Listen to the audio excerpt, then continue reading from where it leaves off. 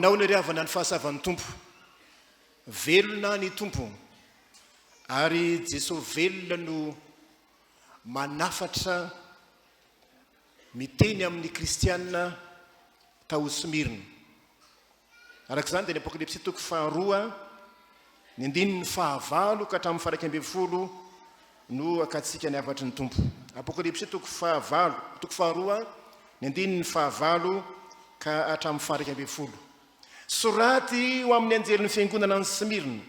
Izao ny lazain'ny voalohany sy farany izay efa maty nefa velondray. Apokalypsy riavana dia atao soratra apokalyptika nosoratana tao anatin'ny vanim-potoanan'ny fanenjehana mivaivay izay niatra tamin'ny kristianina tamin'ny fotoanandro. Dia ampahirezina kristianina fa tsy maintsy isy farany ny fahoriana izay aretany. Eto riavana dia misy havatra telo izay ambaran'i Jesosy velona ho an'ny kristianina tao Smyrna ary ambarina amintsika ihany koa. Mankalaza ty PASKA ity izay manambara ny fisanganan'ny tompo tamin'ny maty. Voalohany riavana dia zao: Jesosy velona dia mahalala ny zavatsarotra atrehanao. Jesosy velona dia mahalala ny zavatsarotra atrehanao na ny fahoriana hiaretanao. O Jesosy eto, fantatro ny fahorianao sy ny fahantrahanao, fantatro ny fitenenan-dratsy atao aminao. Voalaza eto zany. Ndika ny teny hoe fantatro eto riavana, raha tena jerevana ny teny fototra dia azo adika hoe fahalalana lalina fa tsy zavatra ivelambelana fotsiny ihany. Zany hoe ny teny hoe fantatro eto dia entina ilazana fa tena mifandray, tsy tapaka, mifanerasera, miombona amin'ny kristianina tao Smyrna Jesosy Kristy.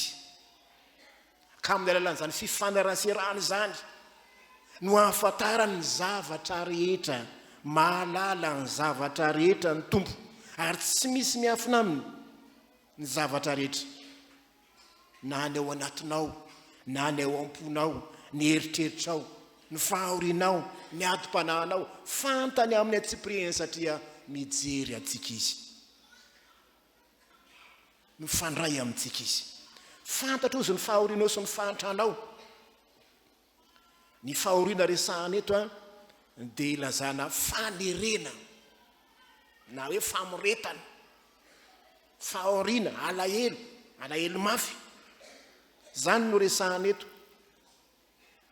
Nisy fanerenana atao tamin'ny mivavaka tamin'izany mba hivavaka amin'ny kaisara. Fahoriana mafy, alahelo mafy, zavatsarotra mafy no ny afitsiky ny mpanenjika vavahana kristianina. Fantatry ny tompo zany fahoriana zany. Inona ny fahotrahana eto? Ny fahatrahana resahana eto dia tena hoe ilazana ny mpangataka na ny hoe fiainana tsy misy arena, tsy misy zavatra be, lazana tsy fahampiny zany. Zany hoe koa satria tsy afaka mivelatra malalaka ny kristianina fa voenjika dia tonga lasa narefo ny toe-kareny na andry nisy ara-fadira novana mihitsy. Kanefa ambarany hoe nanan-karena ara-panahy izy satria ny tompo teo amin'ny mandrakariva. Nisy koa tetiny hoe fitenenan-dratsy ny fiangonana tao Smyrna, ataon'ireo ambarany hoe synagogan'i Satana hoy. Izany hoe misy olona ampiasain'ny Satana, iraky Satana hamotika ny kristianina, hanimba ny fiangonan'Andriamanitra. Jesosy velona mahalala zany rehetra zany. Velona izy, miasa izy ary miasa tsy mitsahatra izy. Tsy misy zavatra azo afenina aminy ary tsy misy miafina aminy fa mianjanja ao anatrehany ny momba antsika rehetra. Riavana rehetra amin'ny tompo, kristianina miatrika fizan-toetra isan'andro san'andro. Kristianina iza-toetra manan-karena finoatsika, atraizany ny finoatsika, tena miorina mafy hitan'ny tompo riavana. Fantany amin'ny atsipirihany zany atom-panahitrenao zany, zany fizany toetra zay enanao isanandro zany ka tsy avelany iadrery isika fantany zany tsy misy niafina amin'ny fiainanao manontolo tsy nafen'ny tompo eto ry havana malala tamin'ny fiangonana ny hoe za koa ne malala ozy fa enao dia endrikendriendry milaza ny tena fadiosy kinanjo tsy izy fa olona mivavaka amin'ny satana olona ampiasain'ny satana fa anatin'izany ravana malala dia fampiomanana sady zany koa fampiomanan'i Jesosy zany fa tsy maintsy hiaritra fanenjehana sy tondra fahoriana ny kristianina izy fitenenan-dratsy ataon'izay milaza azy io mpivavaka fa tsy izy fa olona ampiasain'ny satana reny mody mitonona kristianina nefa ampiasain'ny satana mba hanendrikendrika anao hamodika anao fantatra ny tompo zany rehetra zany miaro anao izy mampahery anao izy ery lehibe hotsika ry havany malalan'izany hoe misy mahitana isika misy mandreny ny fitaranantsika fantatra ny tompo aneny tsy priam-piainantsika zany no ery lehibe atsika fa tsy hoe kory hoe miady rery amin'ny fiainantsika ny fahorentsika isanandro tranandro hitan'ny tompo zany velona Jesosy tomponao tsy amelanao faty ao anatin'ny fahoriana sy ny fahakiviana fa apitrakanao izy fa ny faharoa ry havany Jesosy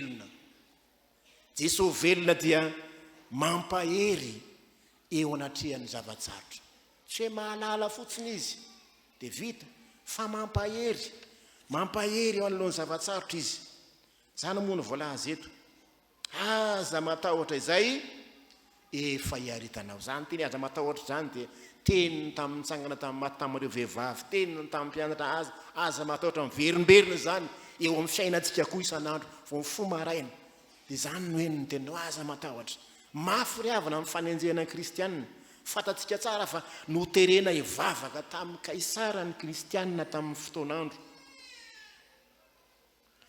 ny kaisara matsy ary rehefa maty dia natsoina hoe Andriamanitra zany no teo amin'ny ampira romanina fa izay rehefa maty ny kaisara dia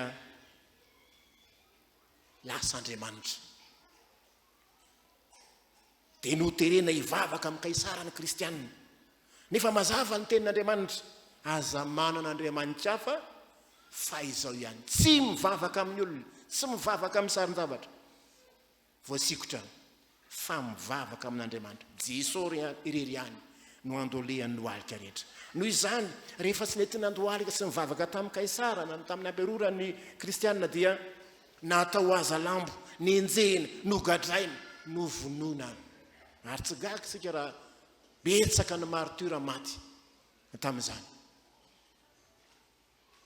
entiny devoly mampitahotra ny kristianina ry havana ny fahoriana voalaza eto fa hiaritra fahoriana folona izy hoy ny 10 ande ry havana bavakintsika miaraka ny 10 mba irahantsika etra mandinika 10 manaran'ny tompo manao hoe aza matahotra izay efa hiaretanao indro ny devoly efa anao ny sasana aminareo an-tranomaizina mba ho voazahatoetra ianareo ary anam-pahoriana afoloana inany toyny eo aoka ho mahatoky hatramin'ny fahafatesananao dia omeko anao ny satro-boninahitra fiainana anam-pahoriana atao any an-tranomaizina ny teny hoe anam-pahoriana afoloana eto tsy le folo akory hoe folo andro fa izany tsy zay ny zava-dehibe fa ny fahoriana afoloana ny heviny dia hoe midika zavatra maro na fotoana lava nefa tsy maintsy isy farany fotoana lava nefa tsy maintsy isy farany zany hoe hiaritra fahoriana ianao kanefa ho voafetra ihany zany sady ho foy ihany zany manapetry zany folo andro raha ampitahina amin'izay irana nampino zany vetivety zany nisy ifandraisany amin'ny bokin'ny Daniela ry havana zany teny zany nisy fotoana Daniela voalohany 12 ka hatramin'ny 15 any nisy fotoana zao ny teny Daniela hoe zay dia tsy hinana fa tsy hanikotrana legioma moa ny tena ambara tsy hinana fa tsy hanikotrana zay 10 andro zay ihany menanay izy sy ny namany dia ninana anikotrana izy tao anatin'ny 10 andro fa inona ny fifarany rehefa vitany 10 andro lasa mandomandona be ry zalahy bogosy be ry zalahy da raha tokony ho reraka lasa mandomandona zay mivoalaza tsy angano zany hoe 10 andro vetivety zany mahatra vitany Daniela miaina tao anatin'izany hoe ninana anikotrana 10 andro sy rano fotsiny fa mandomandona ny tarehiny rehefa avy eo aza matahotra eo ny tompo mampahery antsika eo an'ilony zavatsarotra Jesosy velony satria voriavana fantahotra dia vokatra ny fifatohana any amin'ny olana na any amin'ny fahoriana na amin'ny zavatsarotra ka lasa manadino an' Jesosy velona ilay tena vahaolana eto dia ampiasain'ny devolony 𝗏ranomaizina mba hanakiviana ny kristianina ahatonga azy emotra amin'ny finoana ka mampahery azy Jesosy eto vetivety zany na dia 10 andro azy na dia fotoana lava azy misy fetrany zany ary zaka ny kristianina zany isika kristianina riavana dia tsy mba manana zo emotra zany amin'ny fiainana fa ny ampanompoana ndresahana eto tsy manana zo emotra zany hoy ny tenin'ny soratra masina hoe fa isika tsy mba naman'izay miemotra ninona ataon'ny devoly ninona ataon'ny iraky ny devoly isika dia miroso hatrany Jesosy no miaro atsika mampahery atsika ka aza matahotra azo antoka riavana azo antoka ny fiarovan'Andriamanitra ka aza matahotra zay fitenenan-dratsy ny fanenjena ny fahakalana fa efa niatra tamin'ireo martira votany am-piandohany zany niatra tamin'ny mpanompon'Andriamanitra marobe zany fa tsy sikerery akory ankehitriny niaran'izany fanenjena zay mety miatra zany tsarovo fa zay manenjika anao dia manenjika an' Jesosy zao ny tenin'ny Jesosy tamin'ny Paoly nahoana ianao no manenjika kristianina no enjehany dia Jesosy no misolo vaika ny kristianina hoe nahoana ianao no manenjika zay miteny ratsy ianao dia miteny ratsy an' Jesosy avy elao amin'ny tompo ny fahamalina ampy ianao ny tenin'Andriamanitra hoe maherezy mampahery anao izy analohany zavatsarotra mpandresy ianao fa Jesosy velona nandresy ny fahafatesana no miandany aminao Jesosy velona miandany aminao zay maharesy voalaza eto tsy ho tratra ny fahafatesana faharoa fa ho velona mandrakizay dia aoka ho mahatoky hatramin'ny fahafatesana zany no teny fampiresana hoe misy farany ny zavatra rehetra aoka ho mahatoky zany hoe aza miova aza miemotra aza kivy na dia miatra manaina azy ny fiarahanao amin'ny tompo riavana etra amin'ny tompo ampafantaron'ny tompo ankehitriny fa misy ny zavatsarotra zay miatra amin'ny kristianina fa mampahery kosa izy mampahery antsika tanteraka izy manoloana ireny zavatsarotra ireny isan'andro isan'ora isan-tsekondra aza dia miteny aminao Jesosy velony aza matahotra fa momba anao ao aza matahotra fa hiado anao izy aza matahotra fa indro izy momba anao mandrakariva ambara-patonga ny fahataperany zao tontolo zao dia ambarany hoe aoka ho mahatoky hatramin'ny fahafatesana ianao fa zay mahatra hatramin'ny farany no vonjena fadio ny mivadika fadio no miala amin'ny tompo tazony ny fanekena ny eniny zay efa nataonao teo anatrian'Andriamanitra sy ny fiangonana fahanompo sy anaradia azy tadio riavana fa ny fahoriana dia tsy maintsy misy ny fahoriana ary tsy misy tany tsy misy fahoriana zany kanefa zay andrasan'ny tompo aminao ankehitriny dia aoka ho mahatoky hatramin'ny fahafatesana ianao fa iza no asaraka atsika amin'ny fitiavan'i Kristy fahoriana ve safantrana safanenjeny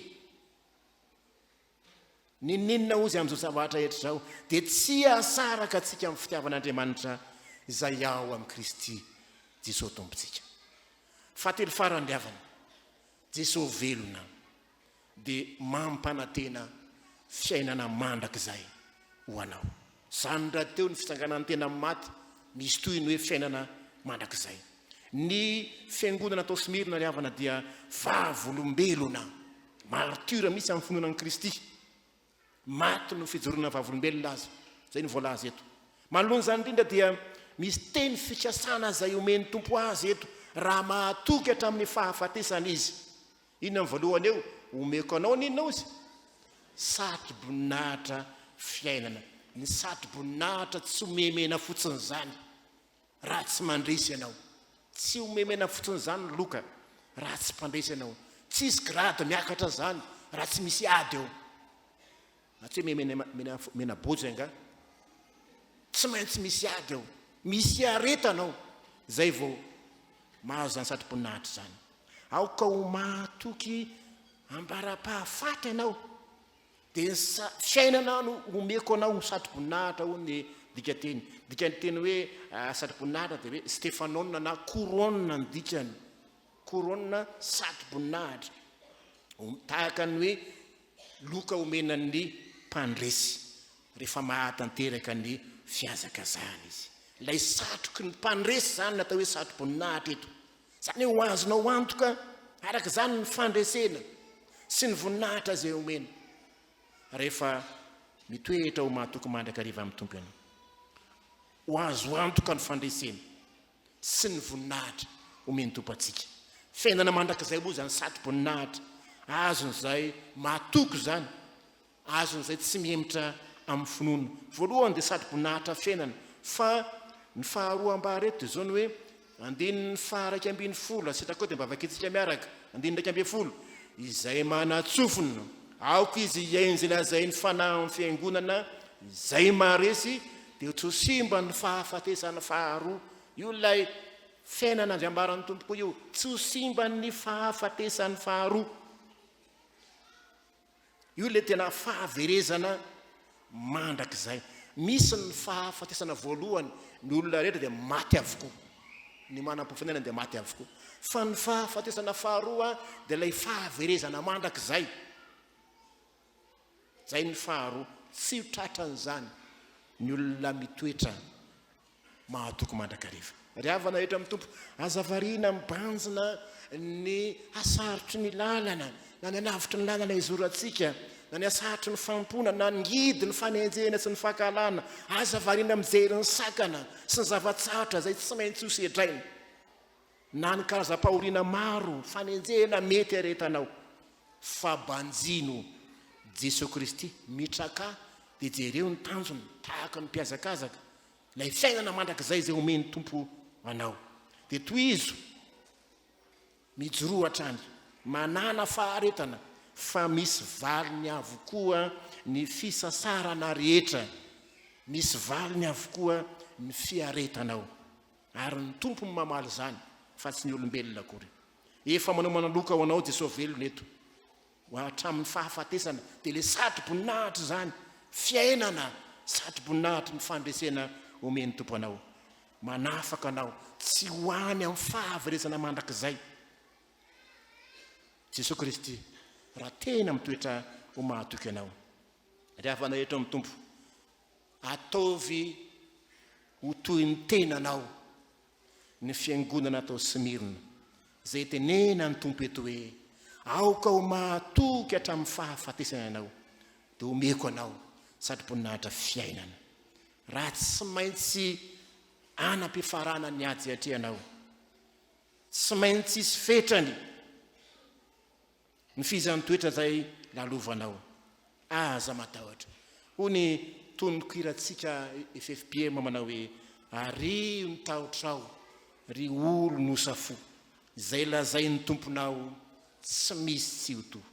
Ny fisetohanao dia reny avokoa, ny feno fitarainanao valeny avokoa. Matokiry avana hatramin'ny fahafatesana dia omeny tompo mpandresy fandresena koa ianao, dia fiainana mandrakizay hiafara any amin'ny fahafatesana ny fiainantsika, kanefa dia aorian'izany fiainana tsara lavitra no omeny tompo atsika. Mpandresy ianao satria efa ny satro-boninahitra fiainana no ampanatana ny tompo anao.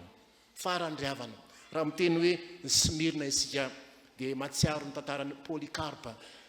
Polycarpe ry havana dia eveka atao Smyrna, ary efa 90 taona izy no niara-ny fanenjehana mafy tany amin'izany toerana zany. Smyrna zany dia andrefan'ny Torkia no any zany. Nandritra ny fanenjehana mivaivaina ataon'ny marka Aurèle, dia nisamborona izy 920 taona.